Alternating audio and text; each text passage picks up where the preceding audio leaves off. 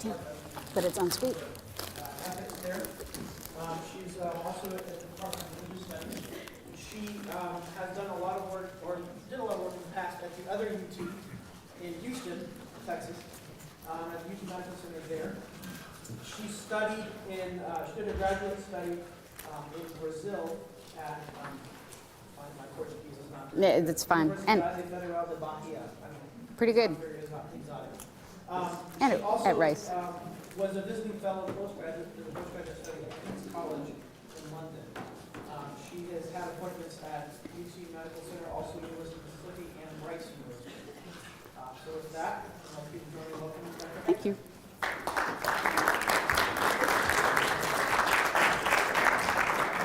So let me check to make sure that we've got everything on. Okay. So good afternoon, and thank you, Beckett. Thank you, Judy. Thank you, other members of the TELP board.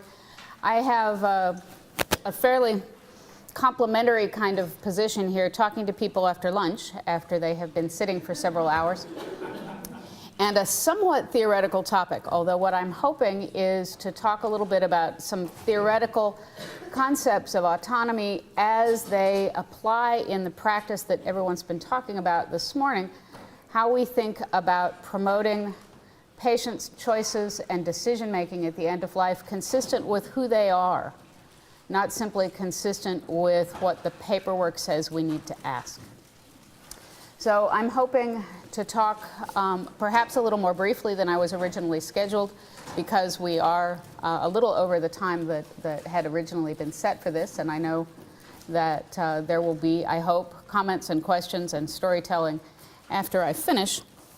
But I have two primary objectives: to define the concept of autonomy in contemporary medical ethics and medical practice, particularly as it's related to informed consent and the use of advanced directives in end-of-life decision-making. So autonomy is actually one of those words that we all use, but I think it is important to come back and understand that we may not all be meaning the same thing.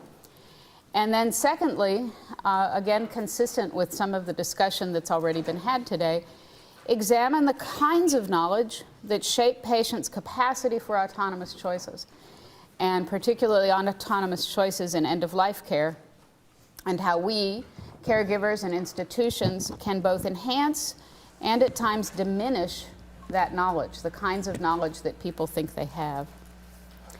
So I was challenged with the title of this talk to talk about limits and limits of patient autonomy. And I want to point out that this is something of a rhetorical title, because of course there are limits to all human activity.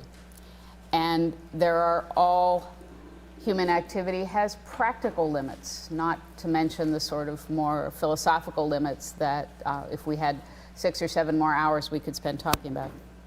But we all have limits of knowledge. We have limits of physical ability. There is certainly limits in the time that we have to do things. And there are limits in our courage, both moral courage and physical courage and stamina for making difficult decisions. And illness certainly introduces additional new practical limits to people's abilities to do anything. But interestingly, illness also introduces new kinds of knowledge and new kinds of experience and new kinds of insights, which is why in many cultures and in all religions, the experience of illness is a spiritual journey as well as a physical event. And I think we need to consider that and keep that in mind as we're talking about helping patients make choices at the end of life that are meaningful to them. And then finally, and where I'm not going to spend as much time, human activity also has social and moral limits that typically depend on the practical limits of what we're actually able to do. I'm going to focus on the practical aspects and leave questions of moral authority and social role to other people to talk about in other times. So I'm sure most of you in this room, if we said define autonomy and where the term comes from, people would go to the Greek self-rule, autos or autos, nomos, self-governance, self-determination. Some people talk about an exercise of free will, but often we end up focusing on questions of individual choice. And when we look at the American legal literature, when we look at a lot of medical ethics literature, there are some very nice statements about things we all take for granted. For example, from the ruling Supreme Court Union Pacific Railroad Company versus Botsford in 1891, the statement that no right is held more sacred or is more carefully guarded by the common law, so common practice and common law as it is developed not through legislation but through cases, than the right of every individual to the possession and control of his own person, free from all restraints or interference by others, unless by clear and unquestionable authority of law. So when we talk about autonomy and self-determination, we're often talking about a common law approach and a personal understanding from our expectations as members of American society to be in possession and control of our own bodies and what happens to our bodies and our own person and what others do to it. And that is, I think, a very broadly understood definition of autonomy in many, many contexts. In the Principles of Biomedical Ethics, which is one of those classic books that keeps coming out with new editions, I'm still on the 5th, I think they're on the 7th. Virtually all theories of autonomy talk about two essential conditions, two things that absolutely have to be in place for an individual to be autonomous. First off, they have to have liberty, or independence from outside controlling forces. So they must be truly free, physically and otherwise. And secondly, they have to have agency, or the capacity for intentional action. I have to want to do things. I have to be able to carry out my desire. I have to be able to plan things. I have to be able to carry out my plans. But unfortunately, even with this common understanding, the way we talk about autonomy is often a little piece of this and a little piece of that, and depending on the context, we may not be meaning the same thing. And Beecham and Childress point out that autonomy is not a univocal concept, either in ordinary English or in contemporary philosophy, and it needs to be refined when we're talking about it. It needs to be focused in light of particular objectives. Why are we talking about autonomy? Helps to define what it is we actually mean by it. So here we're talking about patient autonomy.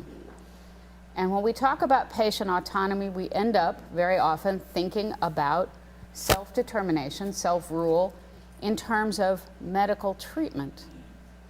Now, I'd like to take us back for just a second to a public health perspective and think about our self-determination in what we just ate for lunch,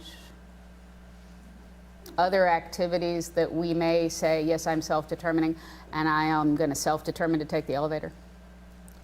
How we think about self-determination typically isn't in terms of our other health behaviors, but in medical ethics, it's about the relationship with medical treatment and intervention that is provided to us by others, but what we hope is according to our own values and our own preferences. And this is laid out very nicely in many court rulings about informed consent. For example, in 1914, the statement that every human being of adult years and sound mind, two criteria, majority age and sound mind and capacity, has a right to determine what shall be done with his own body. Now, Beecham and Childress go back and think again about the fact that there are two different ways in which we think about autonomy in practice that are important for the conversation that's been going on today. The first is the notion of a person with autonomy, or an autonomous person, that focuses on that capacity for self-determination, self-reflection, planning, making choices.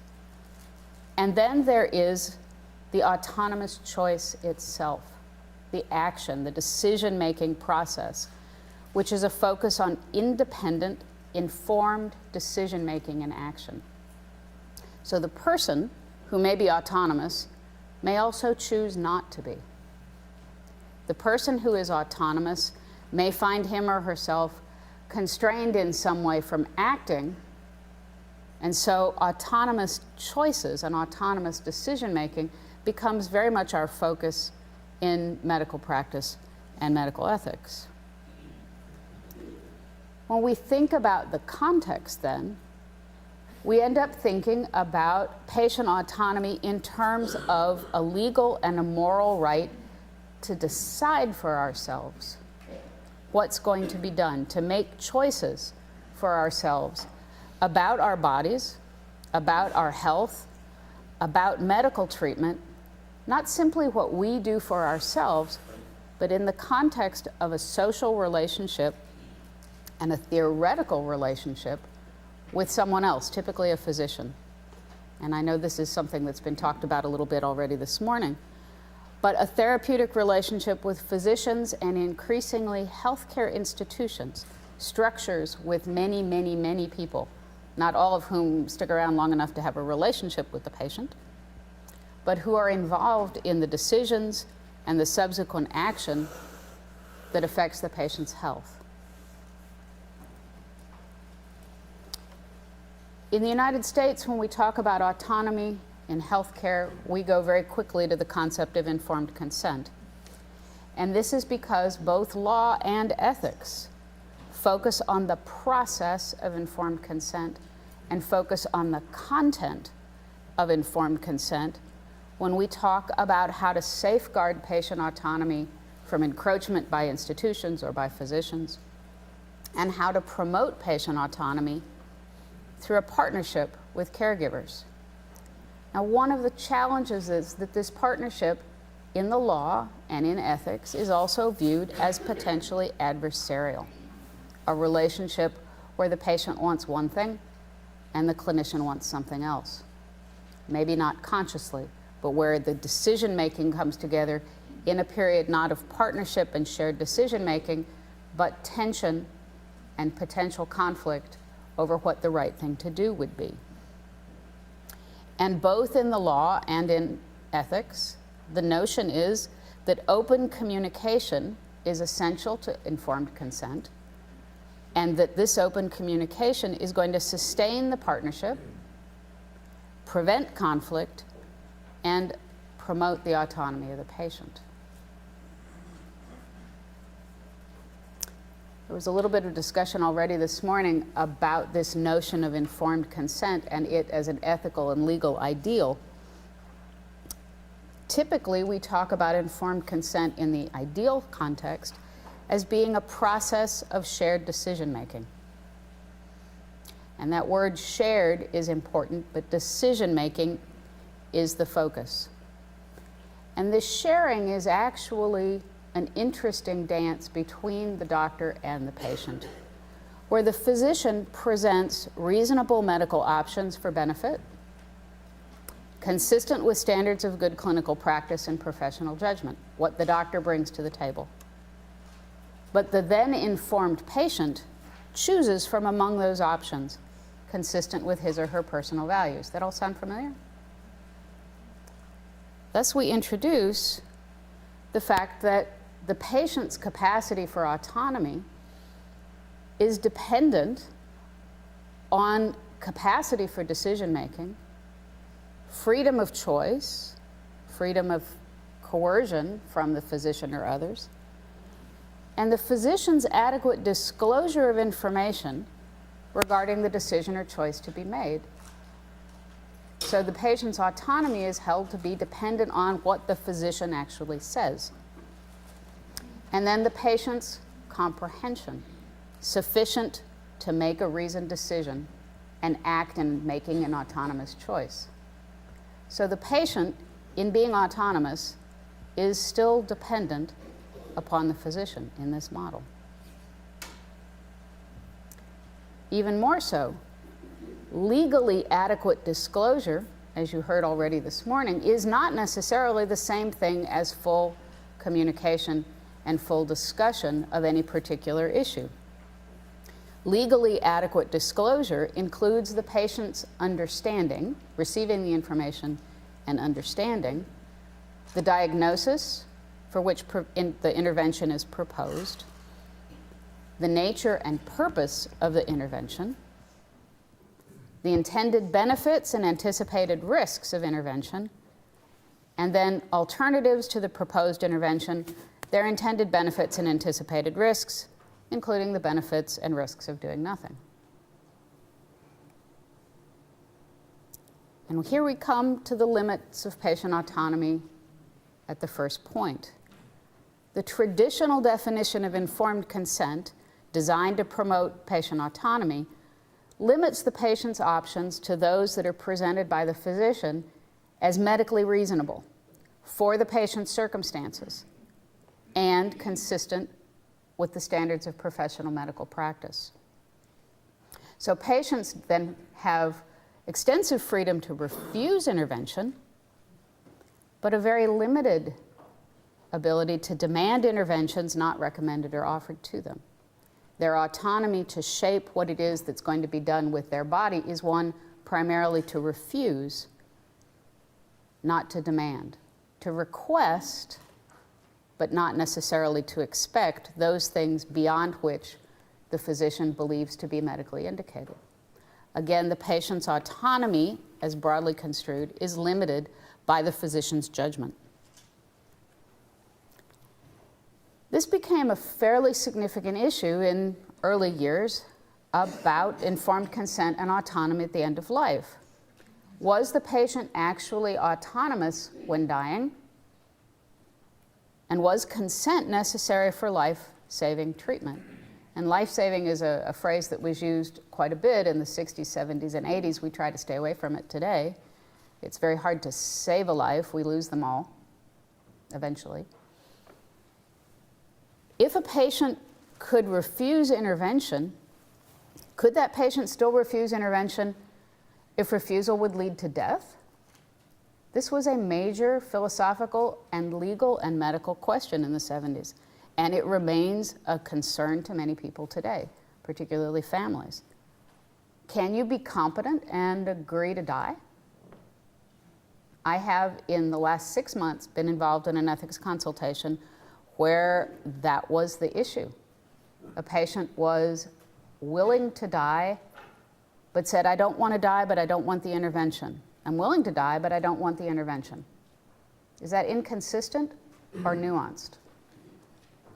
For many people involved in the patient's care, that was seen as an inconsistency that led to a determination of incapacity. The ethics folk obviously saw that a little differently.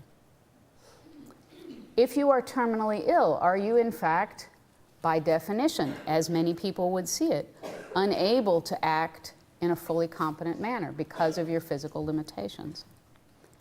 Throughout the 70s and 80s, US courts repeatedly affirmed the right of autonomous individuals to refuse medical intervention, even if refusal would lead to his or her own death. But this is a topic that we continue to see today, particularly again among family members who are uncertain of how to understand that notion of autonomy and refusal that leads to death itself. Now, our efforts, both in medicine and in medical ethics and in medical law, to extend patients' autonomy, to support patients' autonomy, have focused increasingly on how to extend it into an uncertain future. What is it going to mean for each of us to face an end of life that we can't predict? Early proponents of living wills claimed the right to informed consent even into future decisions as autonomous beings making choices in the present about possible treatment options in the future. They presumed that it was enough to know what might happen in the future to be able to decide whether they wanted to proceed with treatment or not. And advance directives were developed for autonomous individuals, most of whom were in fact not yet patients, to provide advance consent or refusal in advance for hypothetical treatments in advance of actually needing them. The knowledge was, again, a hypothetical knowledge and a knowledge based on a particular kind of suspicion about what might come into the future. Which brings us to the second point of the limits of patient autonomy. What actual knowledge Does the autonomous patient, or the autonomous person who is not yet a patient, need to make autonomous decisions and choices about hypothetical decisions in an uncertain future? And the uncertain future part casts a doubt on what we actually can know. Is the standard of disclosure that we discussed before truly possible if we don't know what's actually going to be needed? We don't know the diagnosis for which intervention is going to be proposed. We know sort of the nature and purpose of the intervention, but not easily because we don't have clarity on the diagnosis.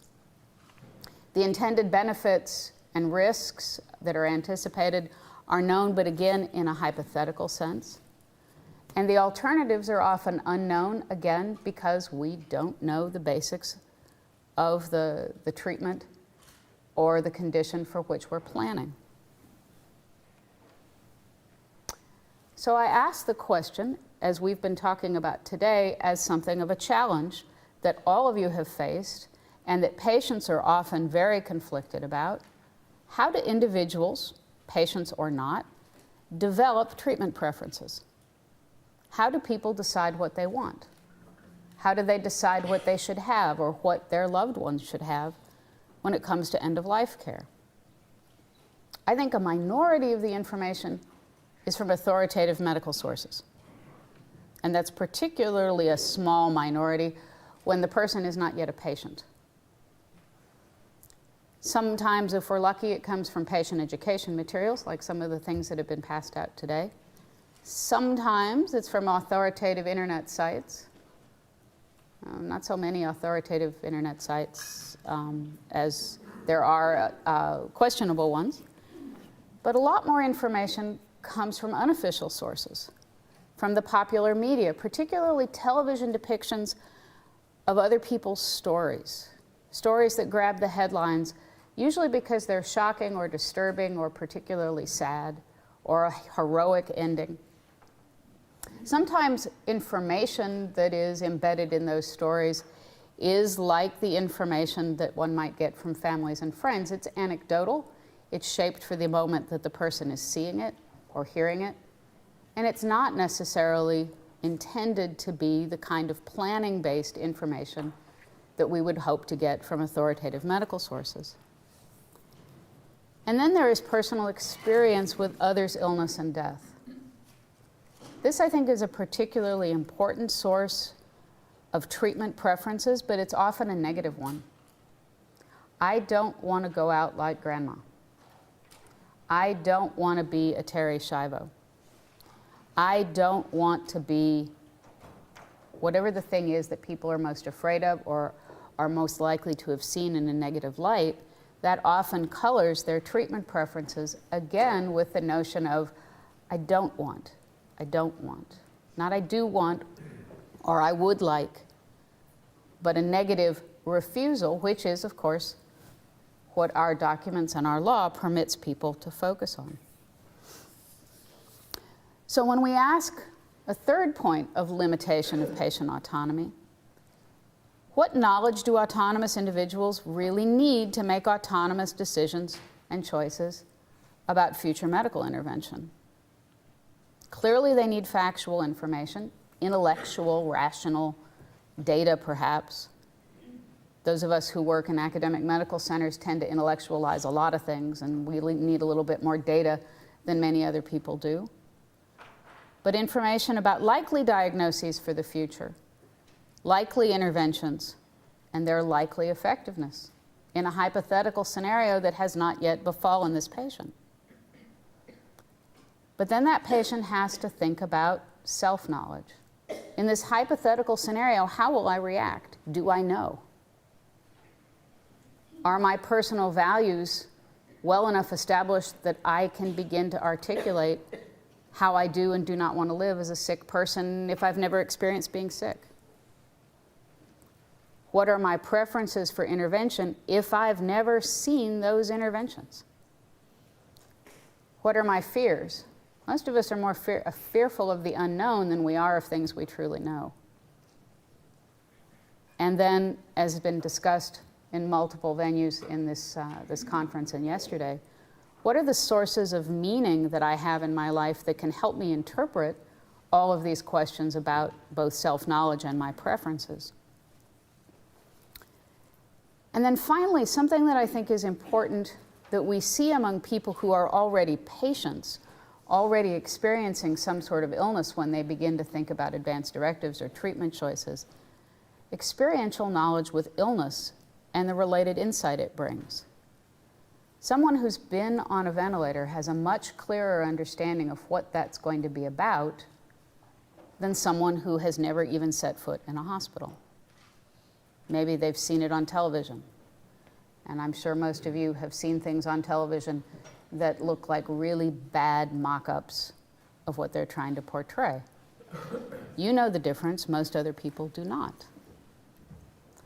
Experiential knowledge also requires or provides, in many contexts, a certain degree of skill at coping with uncertainty.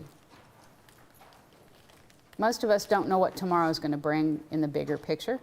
We like to watch the weather to tell us what the weather's going to be. That doesn't necessarily tell us what the weather's going to be. But when we think about facing illness, it's often about uncertainty and uncertain degrees of pain, how skilled we are at suffering if we have never suffered. How will we feel about newly imposed limits, depending on whether they come quickly or over time? And how do we feel about loss? These are all experiential kinds of knowledge that people gain over a lifetime or over a short period of being ill that many healthy people who are thinking about end-of-life choices have no basis for even considering. And often they make choices based on the notion that they can't imagine life any different from the healthy, happy, active, engaged person that they are today. Experiential knowledge, often that comes from illness, if it is illness in a supportive environment, illness with a group of people who understand what it can mean to be ill in a positive sense, can also provide sources of resilience and balance and ability to deal with that uncertainty into the future. These are all things that people facing choices need to be able to draw from in order to make the kinds of medical decisions, kind of choices that we equate with true autonomy. Now, it's been my experience, and I know this has been a source of discussion in this conference, that efforts to promote patients' autonomy procedurally, let's get some paperwork out there and make you autonomous and claim your right to a decision, actually need to include a lot more information than we may be including in many of the conversations. Need to include efforts to provide multifaceted knowledge for autonomous choice, not simply medical disclosure about things that are coming. We in the United States in particular have a very poor understanding about the ways in which real people actually die. If you ask most young people how they're going to die, cancer, gunshot, car wreck. Well, car wreck is probably true for that demographic. But most people have a disproportionate belief that they're going to die by gunshot or some other violent activity, especially if they watch a lot of television, compared to the real ways in which they are most likely to die. Real knowledge about the potential and limits of medical intervention. People who don't understand what really can be done as opposed to what can't be done, in part because of what we see on television, in part because of marketing of medical miracles, medical breakthroughs. And this city is the source of many breakthroughs, but a whole lot more marketing. The real cost is a question before lunch asked, what are the real costs of end-of-life care? Not just financial, but the personal costs, the social costs, the emotional costs, the societal costs of not taking care of people well at the end of life. And then something we don't hear very much about, even in religious contexts, the transformative experience of a good death. What can that be, not only for the person who's dying, but the transformative experience of caring for someone who dies well, or being in the environment of someone who has died well. being among the group who remains after the death of someone who has died well, and how that can transform their sense both of purpose and of meaning.